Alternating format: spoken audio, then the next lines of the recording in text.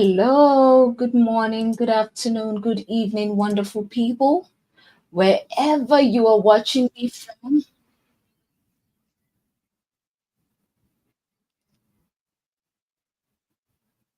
Thank you for being here. I appreciate you all. Come on in, come on in, come on in. You are welcome. All right. We have a few things to talk about. We have quite a number of things to talk about. We have the Trump versus Gayle story. We also have the the big terrorists in Nigeria. Okay, the big deadly bandit, the bandit leader, who is Bello Turji, surrenders arm and embraces peace. And there is another story about a lady who thinks that she had cancer and that the cancer diagnosis is karma payback. So I don't know where you're watching me from, but wherever you are watching me from, you are most welcome. Let me know where you're watching me from in the comment section. All right, let's go straight into it.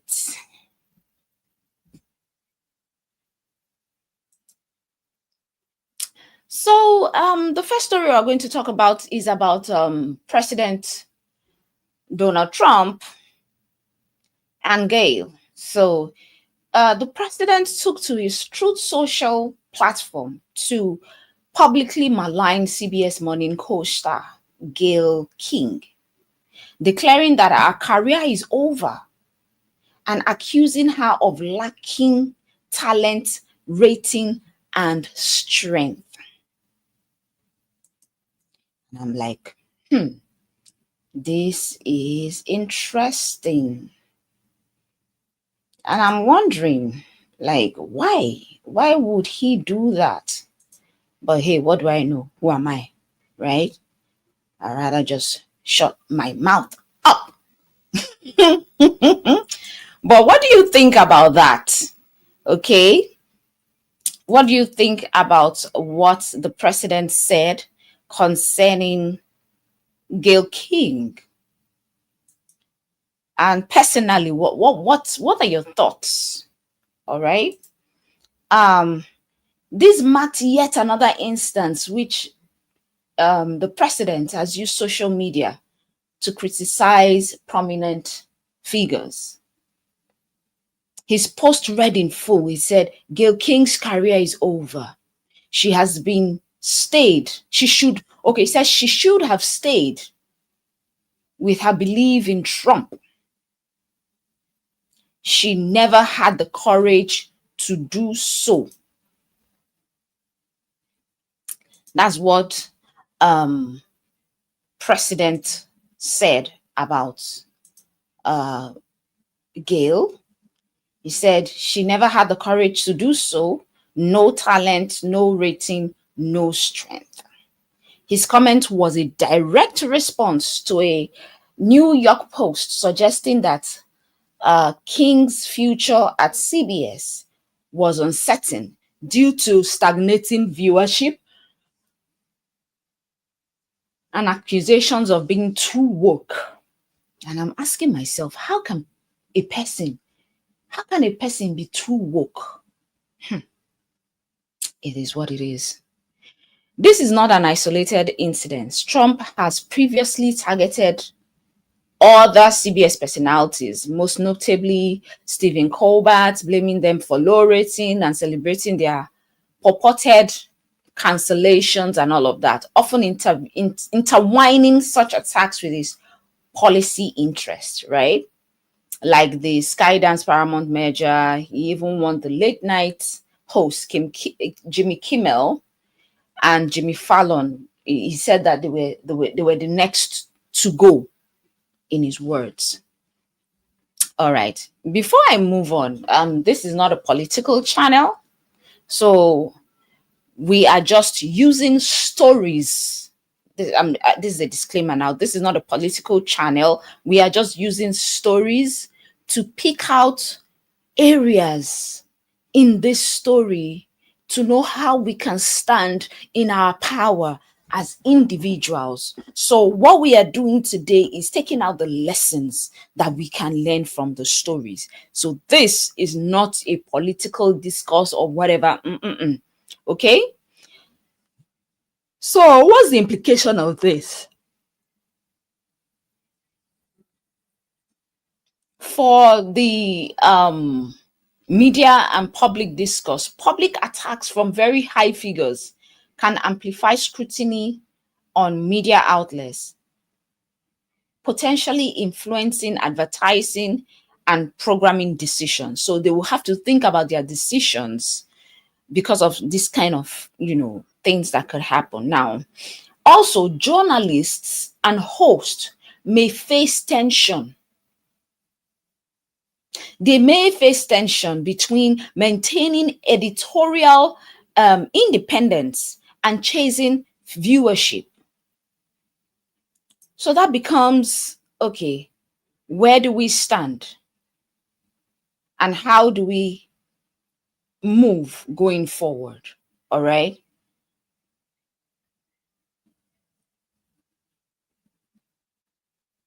Give me one moment, guys.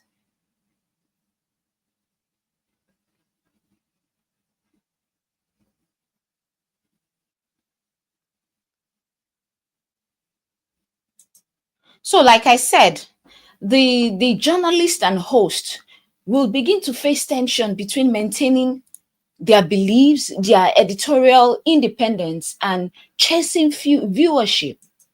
They'll be like, "Oh, I must have viewership," but is that really the idea, right? So they face tension between balancing their editorial independence and chasing the metrics in an environment where ratings are publicly weaponized. I mean, with that kind of comment, oh, no talent, no viewership, it is what it is. So viewers also may become very polarized, seeing such criticisms either as justified calls for accountability or as, how will I put it, unwarranted personal attack that's undermine free speech. So, what are the lessons here? Stand firm in your values. For you watching, okay?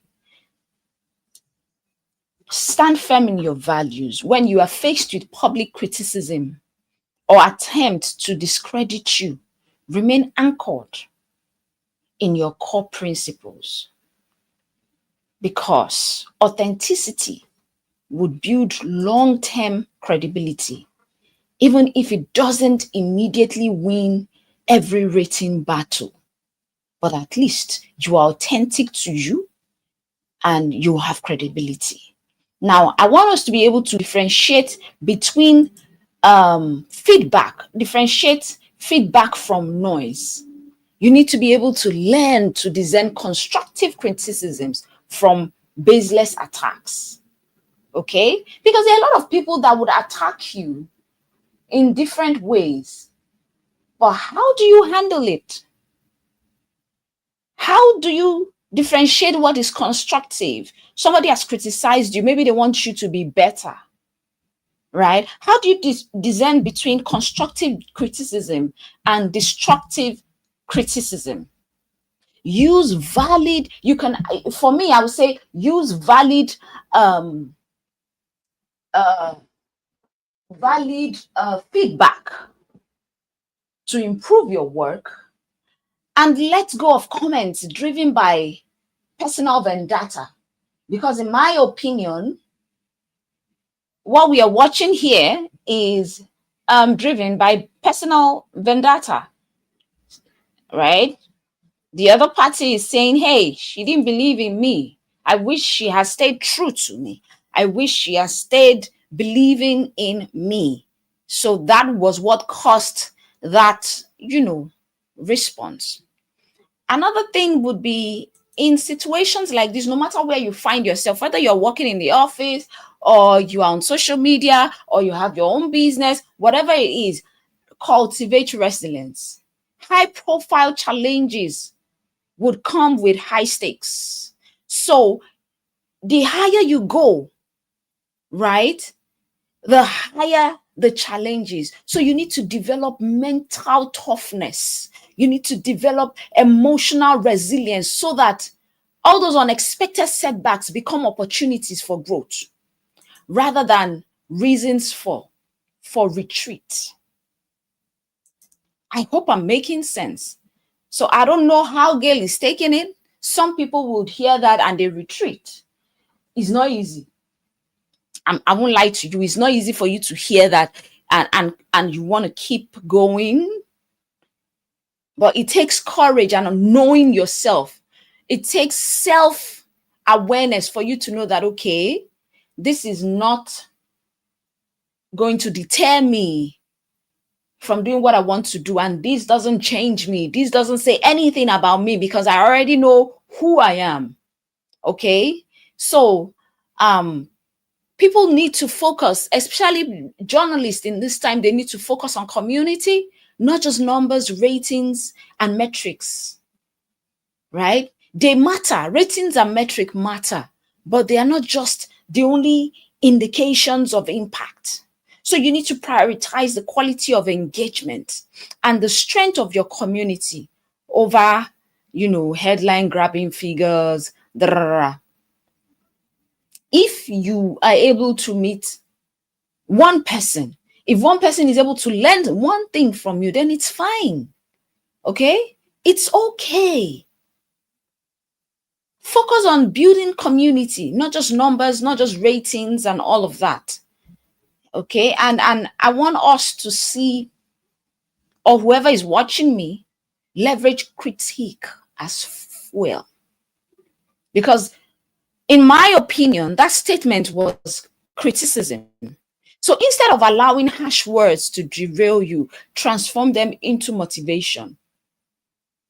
Let every negative remark remind you why you started and reinforce, your commitment to where you are going. Let it reinforce your commitment to your mission. Okay? Not everybody would like you. Some people will subscribe to you. Some people will, even in your place of work, even in your family, as a wife, as a husband, as a friend, as a brother, okay, as a parent.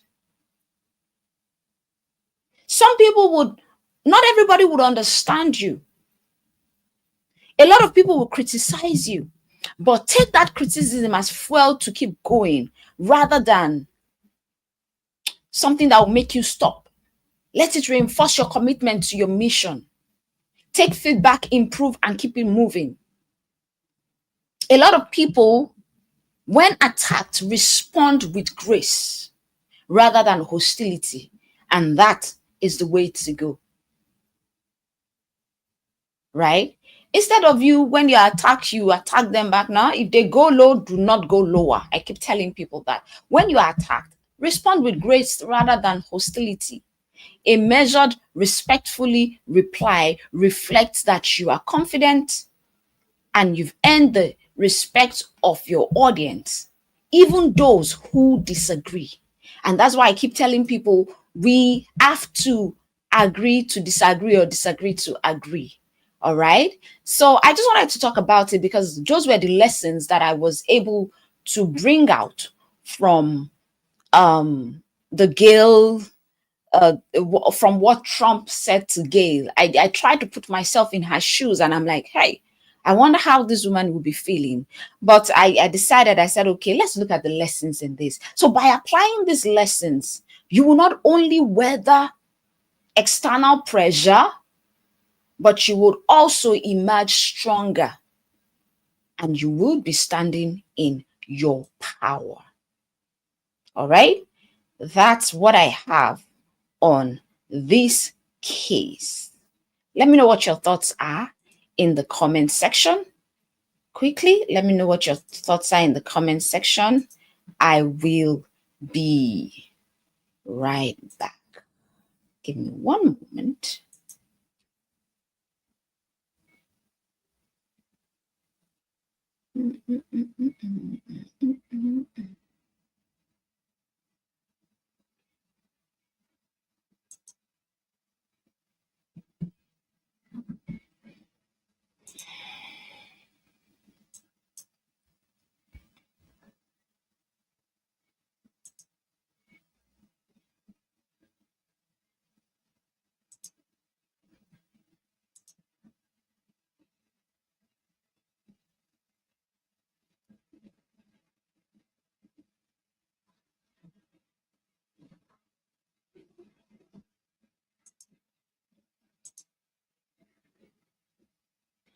Hello, hello, wonderful, wonderful, wonderful people. Welcome back to the channel.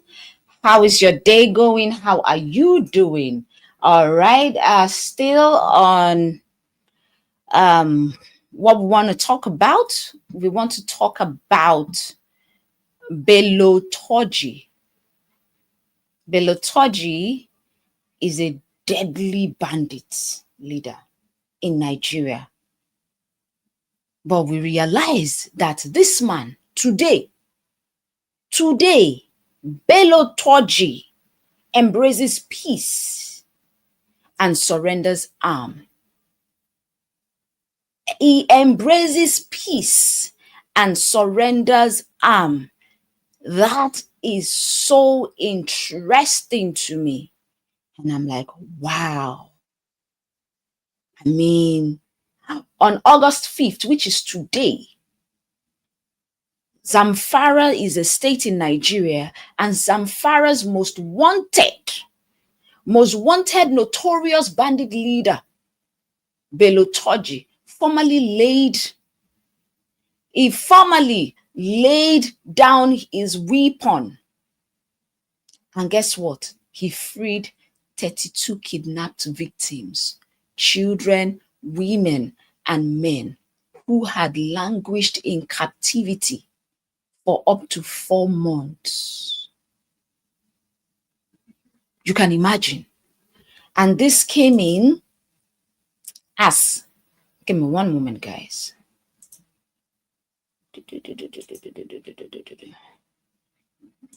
And this came in as part of a peace agreement brokered by Islamic clerics. Let me call them Islamic religious leaders in the Fakai forest of Shinkafi local government area in Nigeria. Okay? And this deal was forged by faith leaders. So according to Musa Yusuf Asadu Suna, this is the cleric who mediated the talks.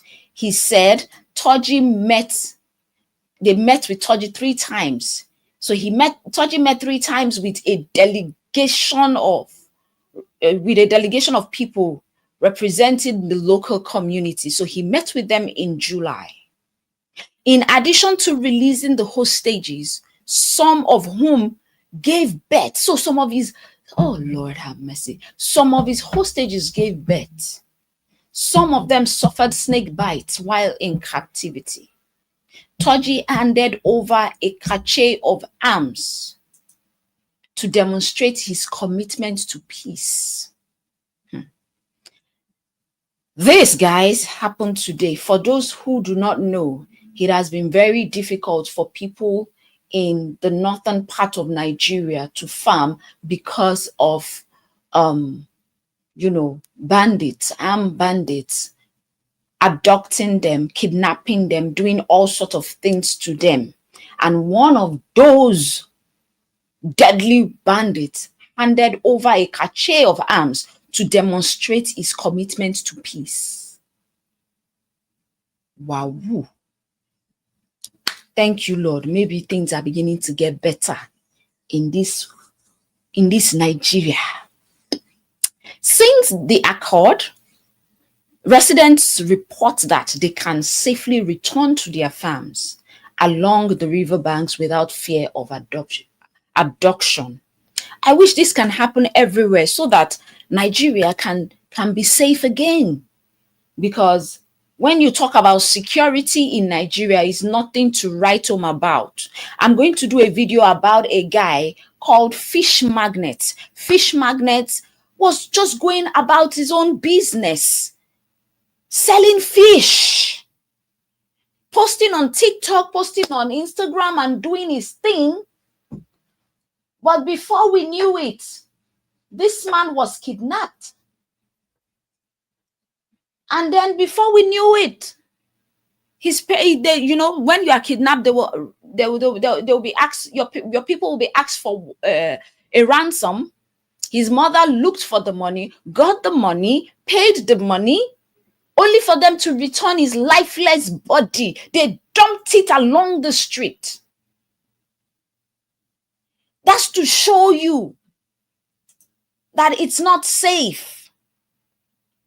That's to show you how. And now this is not even in the north. I think this guy, well, correct me if I'm wrong, but I think this guy is in the south. I don't know.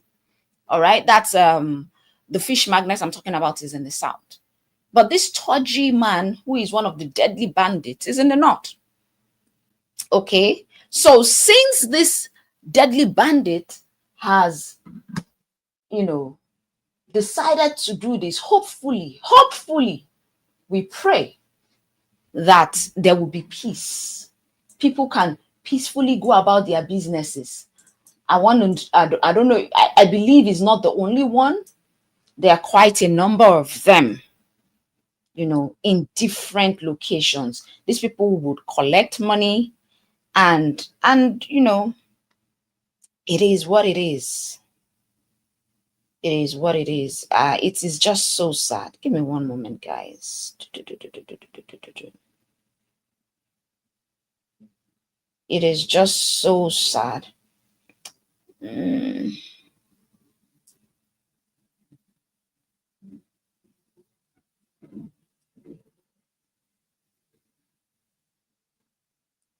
All right. So hopefully people will be able to go back to or go to their businesses. People will be able to be safe again. They'll be able to do things again. Minoxidil is a prescription ingredient proven to regrow hair in 3 to 6 months. Biotin is a high-grade vitamin to support healthy. Sorry, guys. So hopefully people will be able to, go about their businesses again. Hopefully. All right. So since the accord, it says that residents report that they can safely return to their farms along the river bank without fear. I hope that lasts forever. So who is this Bello Turji that we are talking about? Who is this guy? This guy was born in 1994 in Chinkafi. Bello Turji Kachala rose from a Fulani cattle header background to become, so he was a cattle header, to become one of the Northwest Nigeria's most feared bandit commanders. Hey, from Fulani cattle header to bandit commander, he's been linked to massacres. Like, why would people even do this? He's been linked to massacres that claim nearly 200 lives in 2022 alone. And those massacres are targeting both security forces and vulnerable rural communities. So how did they broker this peace? This kind of person, they're supposed to catch him and just end him, in my opinion. But what do I know? So Turji surrenders should signal a tangible reduction in violence along the Shinkafi axis. Hopefully, all other bandits to be able to do the same in other areas, okay? Local vigilante groups and the Zamfara Community Protection Guard reports fewer raids, and farmers have planted new crops ahead of the next harvest season. Now, this localized calm I would say would offer some hope that negotiated truces can complement military offenses in curbing bandits. If we notice, it was alphas, Muslim clerics that sat down with him, according to the news. I wonder what the negotiation was about that brought them to this point. But let's look at the bright side. Now, with the restoration of safe access to farmland in that area, households that depend on agriculture can rebuild again. They can rebuild their livelihood that was disrupted by years of terror. Okay? Even food security in Zamfara would come back again. It will, people will be able, because people are able to farm, so there will be more food. It will help farmers resume cultivation, and it will help stabilize the local markets.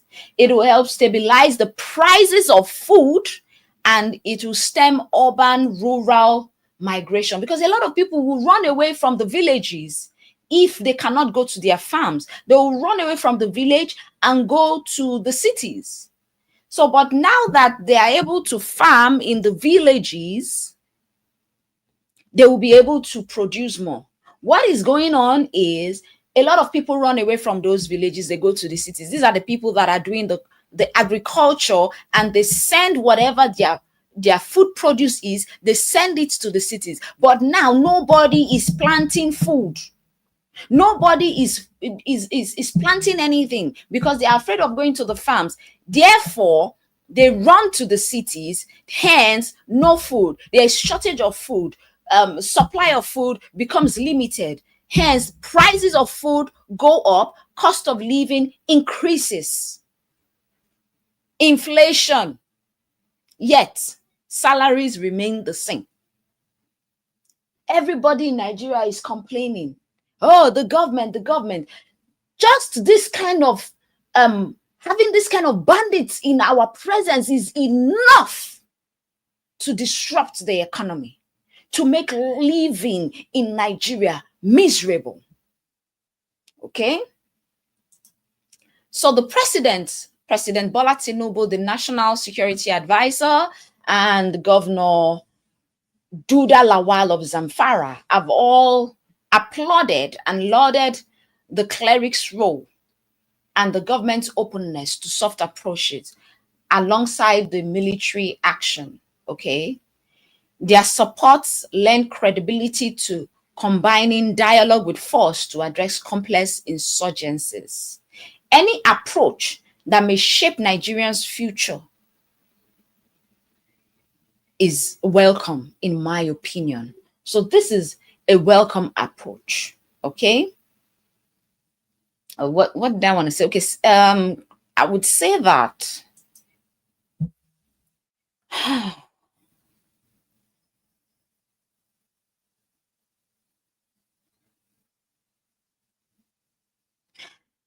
let's look at the road ahead.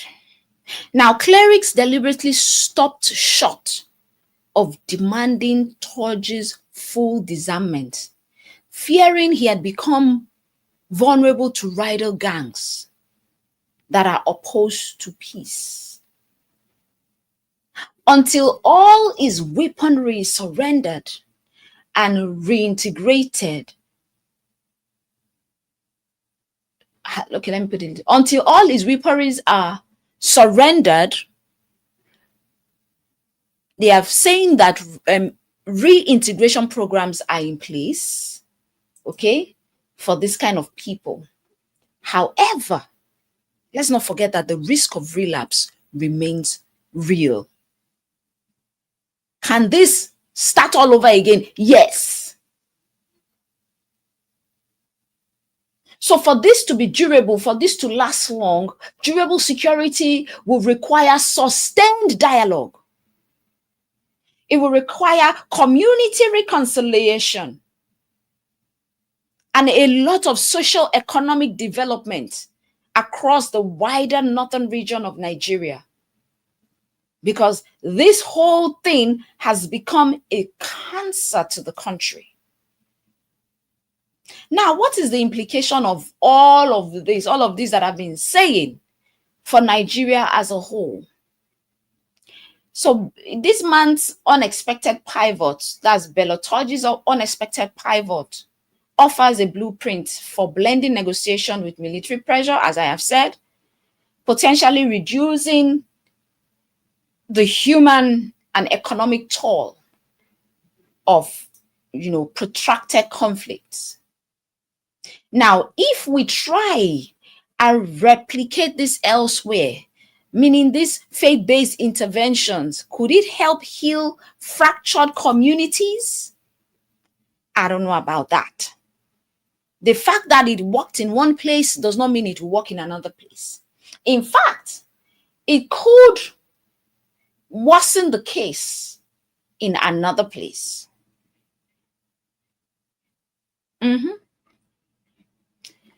But there's a probability that it could work and bolster, governments.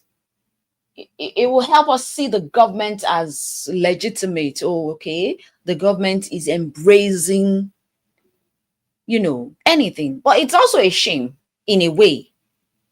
But at the same time, it's okay if the government says, okay, we like the diplomacy, we like the soft approach, even though we want to use the hard approach. Okay. It could pave way for more resilient local economies, this kind of approach. But would it work everywhere? I don't know, and I don't think so. Will this be sustainable? I hope so. I hope this is sustainable for the country. Okay? For that place even. Yet the success of this model, in my opinion, it hinges on a whole lot of follow through. There has to be comprehensive discernment. There has to be support for former combatants like this guy, right? If you know you want things to stop, what are the things in place to rehabilitate people like this?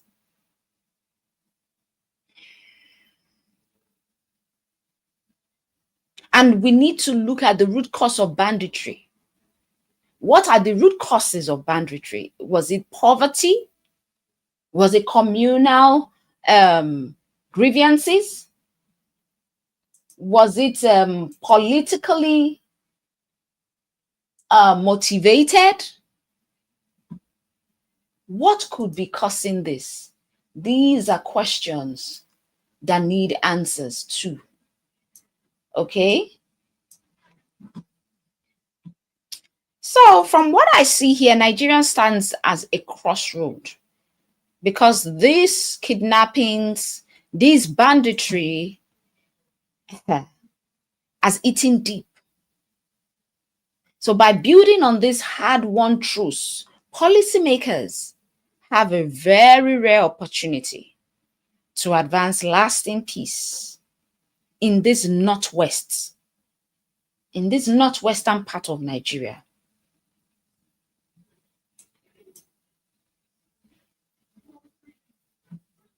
There's a lot of work to be done in transforming terror zones into, areas of prosperity again. Okay, so looking at this story, if you're watching me, what can we learn from here? What are your thoughts? What are the lessons that we can learn from here? Like I said, this is not a political channel. I just bring in stories to teach us how we can learn and stand in our power through this. Okay. Here's what my audience, you all, can take from Bello Turji's unexpected turn towards peace. It's always good to embrace peace. True strength is shown in laying down your arms. For him to have done that, it takes more courage to release your power than to wield it. In my opinion, I want to say that was courageous of him. When he surrendered some of his weapons, he demonstrated that real authority can come from choosing peace over perpetual conflict. Sometimes, for you to have real authority, just go for peace. In your life, ask yourself, take a step back, ask, am I actually moving forward? In what areas am I refusing to choose peace? And when I refuse to choose peace, how powerful am I? And in those areas where I've chosen peace, how powerful am I?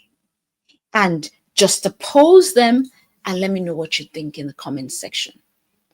Okay? We also see that a handful of respected clerics sat down in the Fakai forest. They had over 3 meetings with Turji and convinced him to free 32 captives and halt raids on farmers.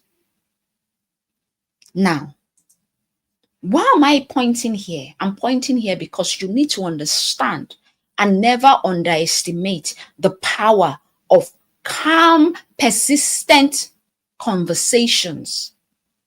Whether you are negotiating at work, whether you are mending a friendship, or standing up for yourself, we all need to understand the power of calm, persistent conversations, not conversations that are disrespectful.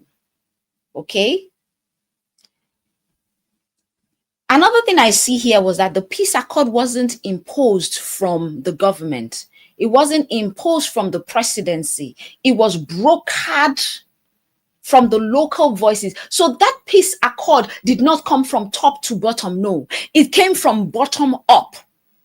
So there are different types of leaderships. And those 2 different types of leaderships, they have their different types of power. Something that the leadership at the top could not stop, the leadership from the bottom, they were able to stop it. That peace accord was brokered by local voices who understood the pain of the victims and the fear of driving Turji's men. Or the fears facing Turji's men, let me put it like that. So they were able to put themselves in both scenarios. Okay, if I'm in Turji's camp, what would I be thinking at this point? And if I'm the victim, what would I be thinking? What do those 2 groups want? And these local voices, because of how they are placed in the realm of power, they understood both the pain of the victim and the pain of the bandit. So what am I saying in essence? When you seek change, involve those people that are most affected in leading change. Let them take ownership. Share the ownership of change, because when you share ownership of change, it creates lasting commitment. You see how the cleric people, they are not the presidents, they don't hold any offices, but they were able to say, hey, they owned the process and they were able to create something out of it because they were committed to the process. I don't know who is listening to me. You could be a leader, you could be a CEO, whatever you are. Always know that you need to carry everybody along in change. It's very, very important. And let people own the process. Okay? So, in my opinion, I would say small wins fuel big victories. Okay? This could look like a small win in some people's eye.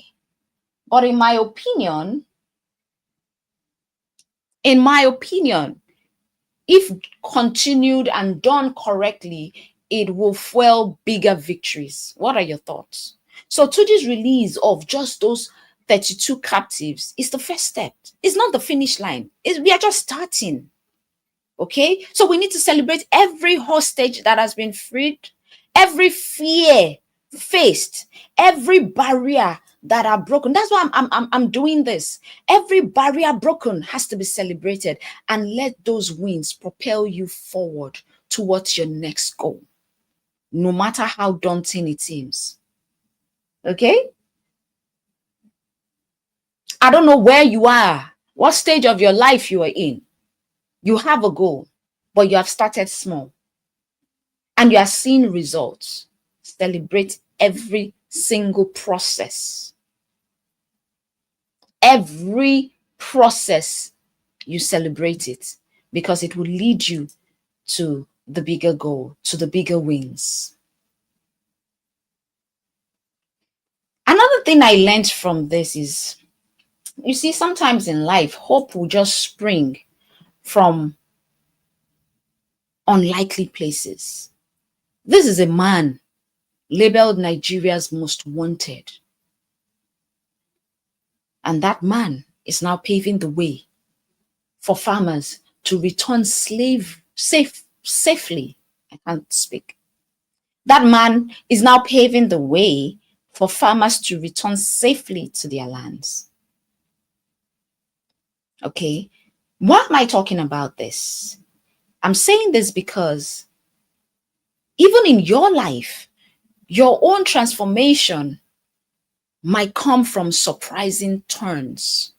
So you need to stay open to unexpected opportunities for growth, even when they come from those you least expect.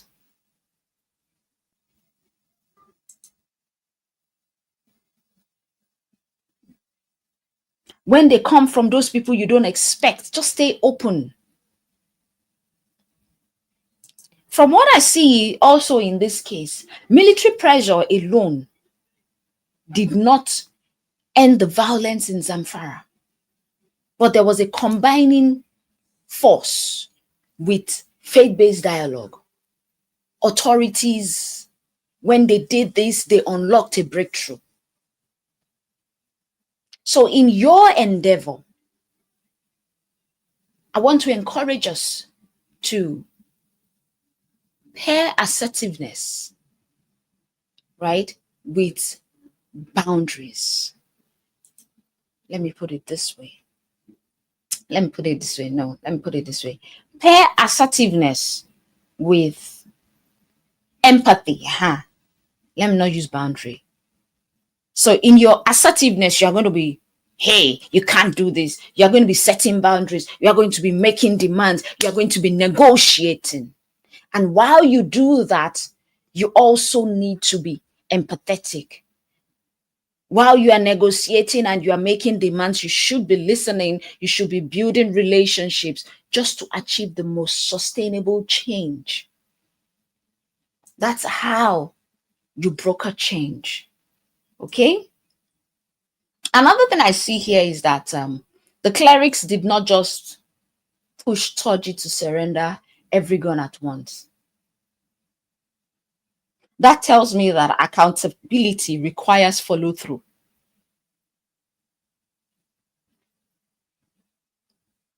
They didn't, well, like when you commit to a goal, to a relationship, to a promise, you need to plan realistic steps and guardrails to keep momentum without burning bridges. He surrendered some. They're also looking, okay, we don't want him to have backlash from rival groups. Okay? For many years, the Zamfara farmers, they've lived in terror of abduction, but today they are back tilling their field. That's how you transform fear into agency. I need you to remember that reclaiming your power often comes or often means facing the very thing that scares you, step by step, with support, and then you will find your way again. Why am I doing this story? I'm doing this story so that we can use this takeaway to stand in our own power, so that you can use the takeaway to stand in your power. Whether you are navigating conflict, whether you are leading a team or rebuilding after a setback, you need to blend courage with compassion and watch what that once felt impossibility becomes. That impossibility, or that thing that you felt was impossible, becomes your next reality, your next victory. That's what it becomes. Okay? So let me know what your thoughts are. Let me know what your thoughts are about this in the comment section. Yes, we are to celebrate that Bello Turji, surrendered arms. Okay? And we hope that the process is complete. But most importantly, let's use this. There are a lot of things that we can learn from this. I just pray and hope that this is sustained and that a lot of people learn from this. And yeah, that's my take on Bello Turji. Let me know what your thoughts are in the comment section. I will be right back.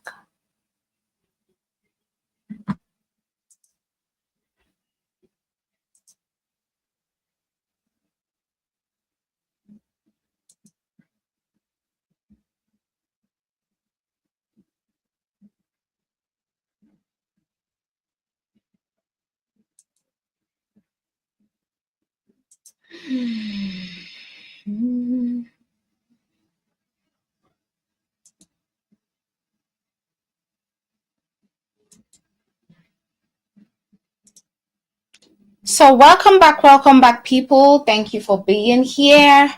I wanted to react to Teddy's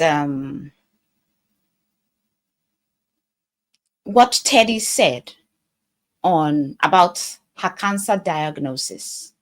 So on the Jamie Ken Lima show, or let me call it podcast,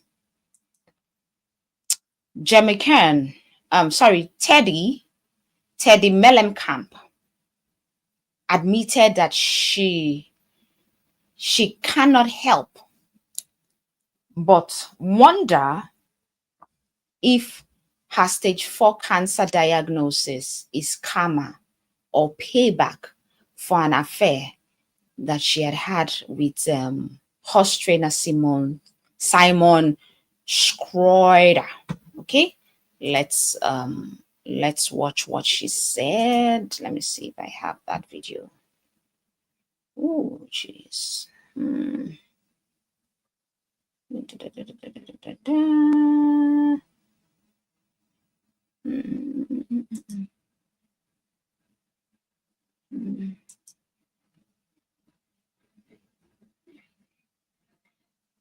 Hold on one moment. I want to share the video with us.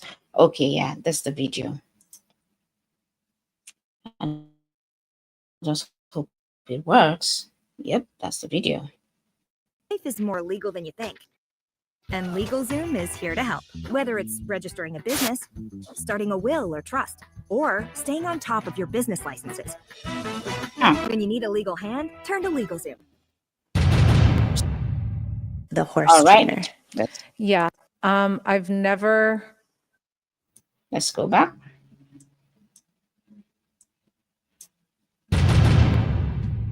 The horse trainer.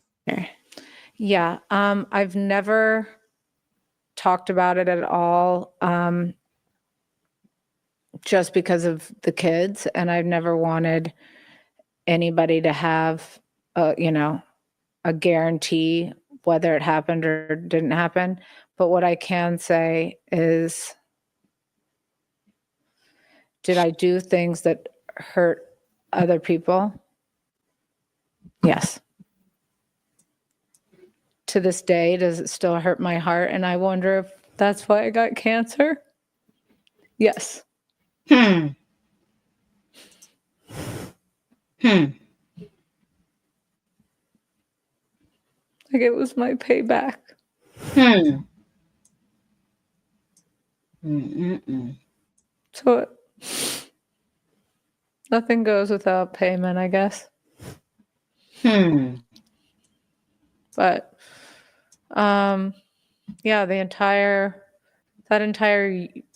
however long it was that it was all over the press, it was everywhere. And you're trying to minimize everybody's pain, you end up maximizing it. Whereas if you feel like you could just open up, because now not only do you have yourself, you have your significant other, your kids, Hmm. the other person's significant other, their kids. I mean, so many people are hurt in the wreckage.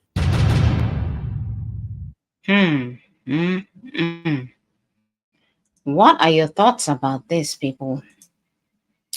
What do you think about this? Okay. So she is saying she thinks that her cancer diagnosis is karma for an affair she had with horse trainer Simon Schroeder last November. I'm going to read us the comments that she put there. Oh, sorry, comments from other people. Okay. So before I do that, she tearfully acknowledged that affair, which broke just weeks after her public divorce from Edwin Aroyev. It hurt many people in her life, including her children, and that Simon's then wife, Carly, filed for divorce on December 30th in the wake of the scandal. Of this scandal. I mean, who would not? Okay. So Teddy has undergone multiple surgeries this year to remove brain tumor. By April, she announced the tumors had shrunk significantly and her doctors expected them to be, to be healed within 6 weeks. Okay. And that's, for me, is good. But then what are the lessons that we can learn from this story? Okay.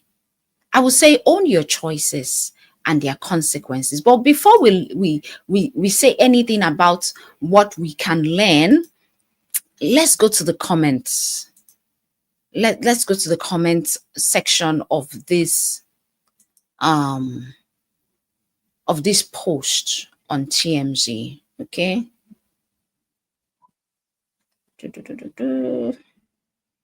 What in the world is going on? Why can't I scroll down? Cha cha cha cha cha cha. Okay.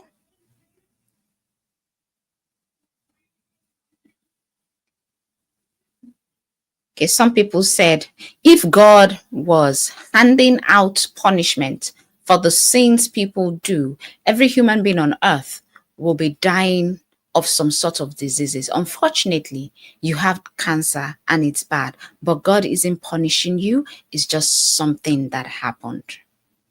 I agree with that statement. Okay. Let's see another comment. And she says, no. Another person say, absolutely no. No one deserves cancer. Not even Hitler. Oh. So another person says, hey, there are two separate issues. You can be a bad person and live a long, healthy life. And you can be a good person and have struggles with health, which makes a lot of sense, which is very true. Another one says, it's sad that even in sickness, people get on social media for attention. Focus on yourself and your children. Social media people are mean. Someone is crying already. She regrets. She's down already and you're kicking her while she's down. How mean can you be? I like the response of another person. The other person said, you too are on social media for attention too. Why is it only okay when you do it? Who cares? She almost she almost left this world, she can do whatever she wants with her life, period. Another person says to that other comment, says, learn empathy. It will take you so far in life. For real, I just talked about that. We need to put ourselves in other people's shoes. Another person said, if cancer was a result of cheating, millions of men would have gone to the great beyond every year because of it. Stop whining and be grateful to be alive. And, as well as women. All right, with that said and done, what can we learn from this whole thing? What can we learn? For me, there's just so many things that we can learn. Own your choices is the first thing. That is your choice. You made a choice. Own your choices and their consequences. Okay? Teddy's willingness to publicly link her health crisis to past mistakes remind us of one thing. It reminds me that accountability isn't just a buzzword, it's a part to genuine healing. I'm going to pause there for a while. So in my own life, right, maritally, I've been through hell. But then there was a day I was in my quiet time. I was just, reminiscing and thinking. And all of a sudden, I thought about something. And out of nowhere, I was like, wow, this is the reason I had to go through 11 years of craziness, right? And for me, that was the closure that I needed. That was accountability for me personally, because I was able to sit down and see where my own fault in the whole thing was. My fault was way in the beginning. Something that I had ignored totally. Why am I saying this? And that brought me to a place of healing. When we take accountability, when we talk of accountability, it's not just a buzzword. No. It's you facing the fallout from your actions. It's you owning it fully and using it as fuel for positive change in your life. So her coming out to say, oh, her cancer diagnosis is karma, I just see it as her taking accountability. That's all. That's all. Okay? And again, she came online, was shedding tears, sharing her deepest fear on a public platform. That woman just showed how showing vulnerability can foster empathy and support. I just went to read the comments. You see the support, you see people being empathetic towards her. Vulnerability builds connection because people could relate to how she was feeling. I can relate to how she's feeling. I can see what she's talking about. Okay? Don't be afraid to let your audience see the real you. That's where your strength comes from. It often grows from those moments you feel the most exposed.